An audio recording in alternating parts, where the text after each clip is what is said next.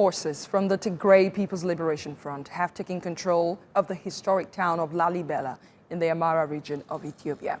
It's a UNESCO World Heritage Site famed for its 12th century churches. And as the conflict spreads, humanitarian agencies are still struggling to access the Tigray region. Only 175 trucks with aid supplies reached the Tigrayan capital of Mekelle on Thursday. But that's just 10% of what's needed.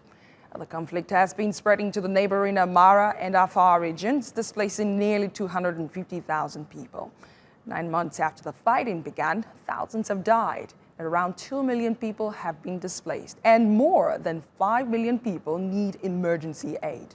The Ethiopian government and the Tigray rebels have accused each other of blocking humanitarian aid access. Ann Fitz-Gerald is the director of the Balsillie School of International Affairs. She joins me from Waterloo in Ontario, Canada. Thanks a lot for joining us. How significant is the TPLF control of Lalibela, and how is it likely to affect the humanitarian situation? Well, Lalibela is a very well-known, very beautiful UNESCO cultural heritage site located in the northern part of the Amhara region in Ethiopia. And we're hearing that members of the rebel forces, the TPLF forces, have entered Lalibela, demonstrated their presence, looted residences and businesses, stolen vehicles, and brought those vehicles back north into Tigray. And this has created more internally displaced persons in the conflict. It has encouraged many Lalibela residences to flee the area. A classic insurgency tactic is to create a sense of insecurity amongst the people in effort to delegitimize the government, the federal government of Prime Minister Abiy Ahmed. And of course, Lalibela is the location of some very historic and wondrous rock-hewn churches, which form part of the cultural heritage site. And any damage to these cultural heritage edifices could be considered a war crime under international law. So whether or not we're about to see a second phase of this presence in Lalibela remains to be seen.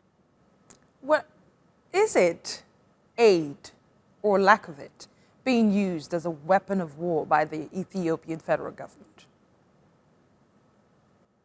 Well, there are many questions being asked about aid and access to aid at the moment, but I think we have to remember a number of things. First of all, that the conflict zone, because of the TPLF movement into these different regions, is effectively being expanded.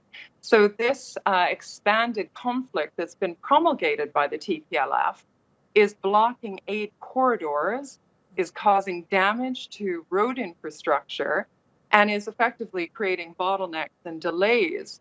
We have also heard reports of warehouses being looted, warehouses storing aid, government-owned aid in Mekelle. We've heard stories about aid trucks being turned back.